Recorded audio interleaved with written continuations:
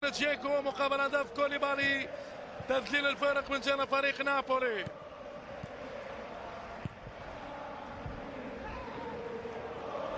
كرة صلاح، جول جول جول جول جول جول جول جول شابانو صلاح حدانو وثلاثة أهداف لروما. هذه هي الضربة القاضية مشاهدينا الكرام في استاد سان باولو.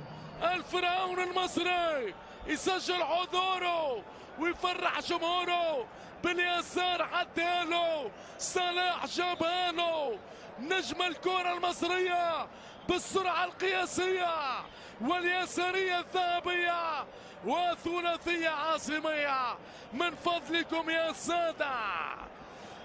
محمد صلاح يفرض الصمت الرهيب على مدرجات سان باولو بفرحة البلجيكي رجاء نيكولا.